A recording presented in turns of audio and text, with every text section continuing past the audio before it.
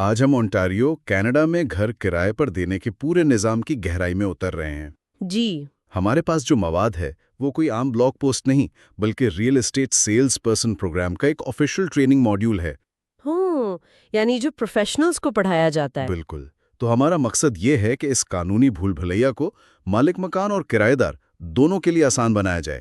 وہ کون سے اصول ہیں جن کو سمجھے بغیر اس رشتے میں قدم رکھنا ایک بڑی غلطی ہو سکتی ہے۔ بالکل، اور یہ سمجھنا اس لیے بھی ضروری ہے۔ دیکھیں، یہ صرف دو لوگوں کے درمیان ایک سادہ سا معاہدہ نہیں ہے۔ صحیح۔ یہ ایک قانونی ڈھانچہ ہے جو انٹاریو کے تقریباً 1/3 گھرانوں پر لاگو ہوتا ہے۔ 1/3؟ یہ تو بہت بڑی تعداد ہے۔ جی، جب اتنے زیادہ لوگ اس نظام کا حصہ ہوں تو اس کے اصول واضح ہونے چاہیے۔ آج کی گفتگو میں ہم کوشش کریں گے کہ اس رشتے کو کنٹرول کرنے والے قانون کے پیچھے کی سوچ کو سمجھیں تاکہ عام غلط فہمیوں سے بچا جا سکے۔ تو آئیے اس کو کھولتے ہیں۔ سب سے پہلے اس کہانی کے دو مرکزی کردار ہیں، مالک مکان جسے لینڈ لارڈ یا لیسر کہتے ہیں، جی، اور کرایہ دار یعنی ٹیننٹ یا لیسی۔ یہ تو سیدھا سیدھا ہے، لیکن یہاں ایک چیز ہے جو اکثر لوگوں کو الجھن میں ڈالتی ہے۔ ایک ہوتا ہے ایگریمنٹ ٹو لیز اور دوسرا ہوتا ہے اصل لیز۔ کیا یہ دونوں ایک ہی چیز کے دو نام نہیں ہیں؟ یہ ایک بہترین سوال ہے اور یہیں سے اکثر غلط فہمیاں شروع ہوتی ہیں۔ نہیں، یہ دونوں بالکل الگ چیزیں ہیں۔ اچھا۔ دیکھیں، اس کو یوں سمجھیں کہ ایگریمنٹ ٹو لیز ایک طرح کی منگنی ہے اور اصل لیز نکاح نامہ ہے۔ واہ، یہ تو اچھی مثال ہے۔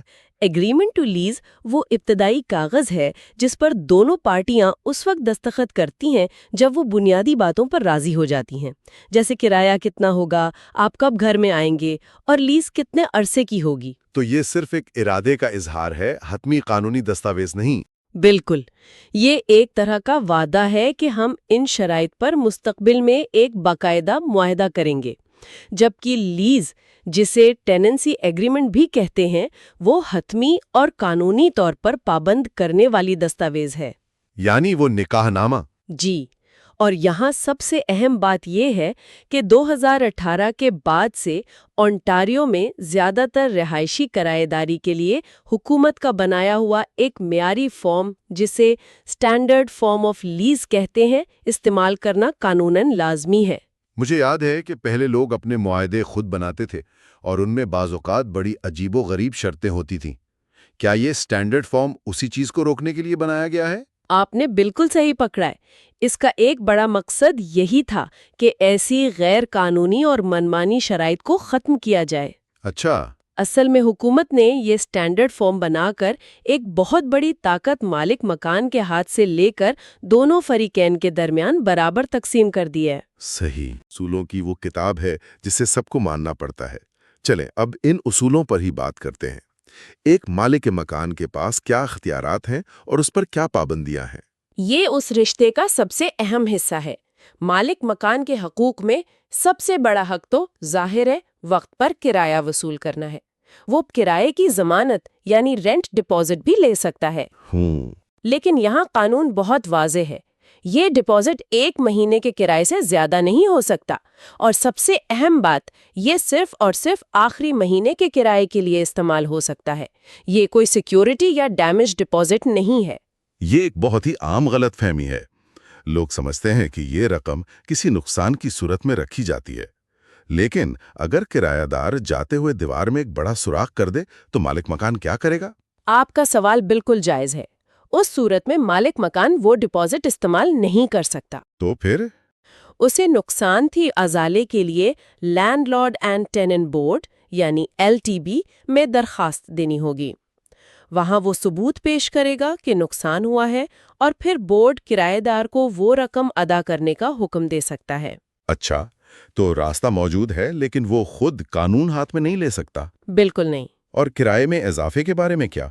کیا مالک مکان جب چاہے کرایہ بڑھا سکتا ہے؟ نہیں، بالکل نہیں۔ یہ بھی سختی سے ریگولیٹڈ ہے۔ مالک مکان 12 مہینوں میں صرف ایک بار کرایہ بڑھا سکتا ہے، اور وہ بھی حکومت کی طرف سے ہر سال جاری کی جانے والی گائیڈ لائن کے مطابق۔ ہاں۔ اور اس کے لیے بھی اسے کم از کم 90 دن کا تحریری نوٹس دینا لازمی ہے۔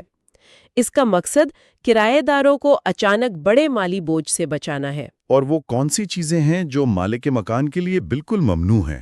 مطلب وہ ریڈ لائنز کیا ہیں؟ کچھ چیزوں پر قانون کی زیرو ٹالرنس پالیسی ہے۔ مالک مکان کبھی بھی پانی، بجلی یا ہیٹنگ جیسی ضروری خدمات بند نہیں کر سکتا، چاہے کرایہ دار مہینوں سے کرایہ نہ دے رہا ہو۔ اچھا۔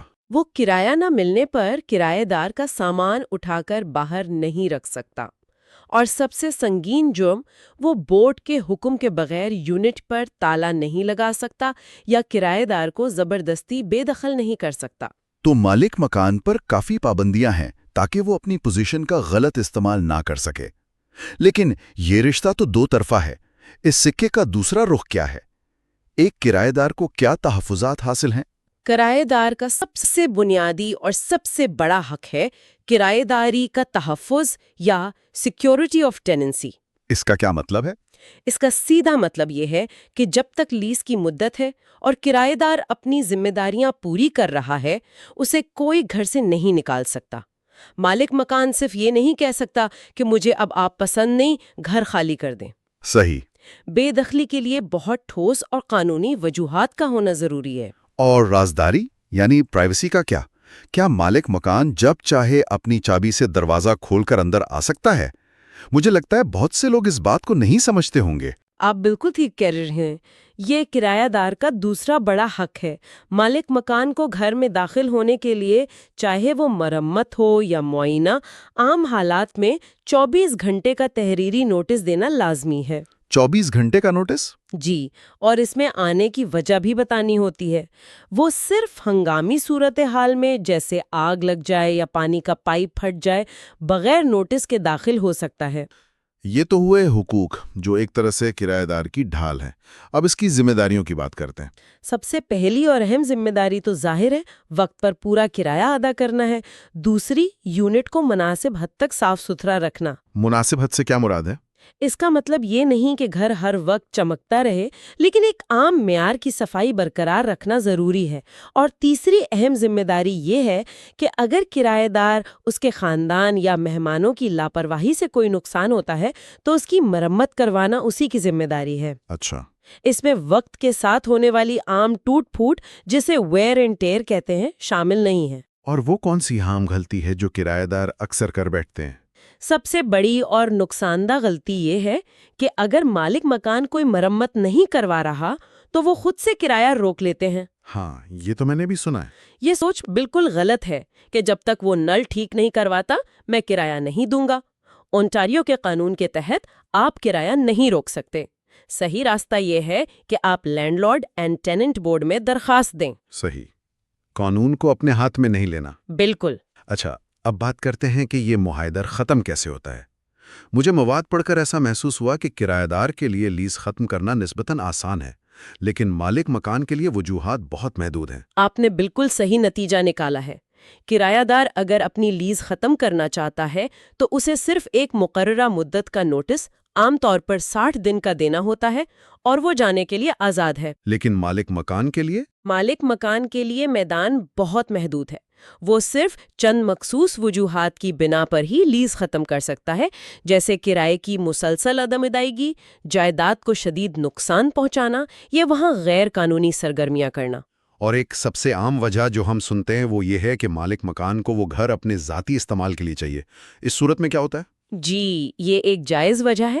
اگر مالک مکان، اس کے والدین یا بچوں کو اس یونٹ میں رہنا ہو تو وہ لیز ختم کر سکتا ہے۔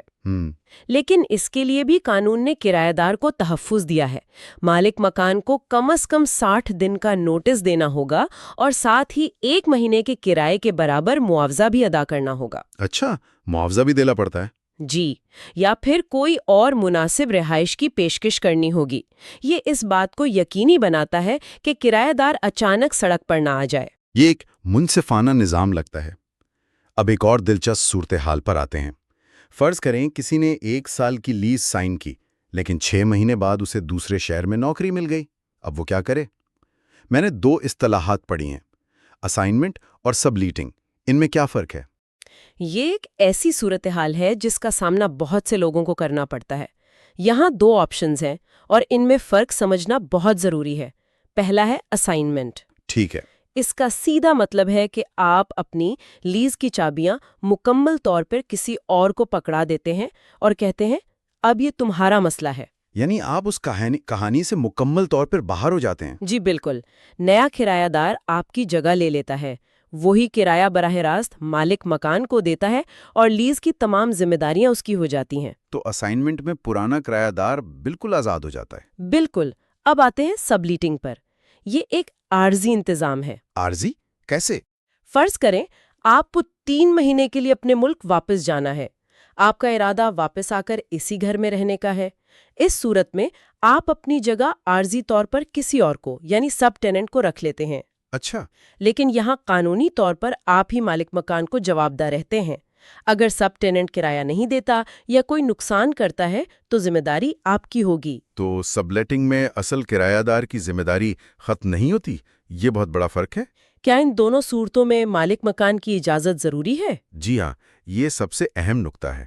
اسائنمنٹ اور سب لیٹنگ دونوں کے لیے مالک مکان کی تحریری رضامندی لازمی ہے۔ اور اگر وہ منع کر دے؟ قانون یہ کہتا ہے کہ مالک مکان بغیر کسی معقول وجہ کے رضامندی سے انکار نہیں کر سکتا۔ اسے ٹھوس وجہ بتانی ہوگی، جیسے نئے کرایہ دار کی کریڈٹ ہسٹری خراب ہے۔ یہ بہت واضح ہو گیا۔ اب فرض کریں کہ ان تمام اصولوں کے باوجود مالک مکان اور کرایہ دار میں کوئی تنازع پیدا ہو جاتا ہے، تو پھر ریفری کون ہے؟ یہاں landlord and tenant board یعنی LTB کا کردار سامنے آتا ہے۔ یہ کیا چیز ہے؟ LT ایک خاص قسم کی عدالت ہے جسے ٹرائیبیونل کہتے ہیں، جو صرف مالک مکان اور کرایہ دار کے تنازعات کو حل کرنے کے لیے بنائی گئی ہے۔ تو یہ ایک کورٹ ہے۔ لیکن ایک عام عدالت سے مختلف ہے۔ اس کا مقصد صرف سزا سنانا نہیں بلکہ مسائل کو حل کرنا ہے، اور اس کے لیے اس کے پاس 2 بڑے اوزار ہیں۔ وہ کیا ہیں؟ پہلا اور سب سے پسندیدہ اوزار ہے میڈیشن یعنی صلح صفائی۔ اچھا۔ جب کوئی کیس بورڈ کے پاس آتا ہے تو سماعت سے پہلے فریقین کو ایک غیر جانبدار تھالس یا میڈیٹر کی خدمات پیش کی جاتی ہیں۔ یہ تھالس انہیں کسی درمیانی راستے پر پہنچنے میں مدد کرتا ہے۔ بورڈ کی ہمیشہ کوشش ہوتی ہے کہ معاملہ یہیں حل ہو جائے۔ اور اگر صلح صفائی سے بات نہ بنے؟ اگر سمجھوتا نہیں ہوتا تو پھر دوسرا اوزار استعمال ہوتا ہے جسے ایڈجوڈیکیشن یا فیصلہ سازی کہتے ہیں۔ یعنی باقاعدہ سماعت؟ جی، اس میں ایک چھوٹی عدالت کی طرح سماعت ہوتی ہے۔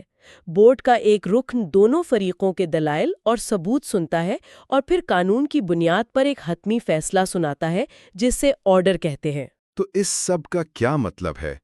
اس پوری گہرائی میں اترنے کے بعد ہم کیا نتیجہ خاص کر سکتے ہیں؟ خلاصہ یہ ہے کہ اونٹاریو میں مالک مکان اور کرایہ دار کا رشتہ کسی عام کاروباری لین دین جیسا نہیں ہے۔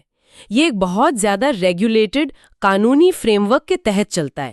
صحیح۔ اس کے اپنے اصولوں کی کتاب ہے جس کا نام ہے رہائشی کرایہ داری ایکٹ، اور اس کا سب سے اہم صفحہ ہے معیاری لیز فارم۔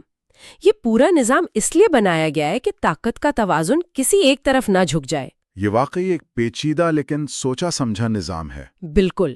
اور اس سے جڑا ایک سوال سننے والوں کے لیے ہے جس پر وہ غور کر سکتے ہیں۔ جی؟ حکومت نے رہائش جیسے بنیادی معاملے کے لیے اتنے تفصیلی اور پیچیدہ قوانین کیوں بنائے ہیں؟ کیا اس سطح کی ریگولیشن جہاں ہر قدم پر اصول اور ضابطے ہیں لوگوں کو مالک مکان بننے کی ترغیب دیتی ہے یا اس سے ان کی حوصلہ شکنی ہوتی ہے؟ یہ ایک بہت گہرا سوال ہے اور اس کا کوئی آسان جواب نہیں۔ اس سوچ کے ساتھ ہی ہماری آج کی گفتگو اپنے اختتام کو پہنچتی ہے۔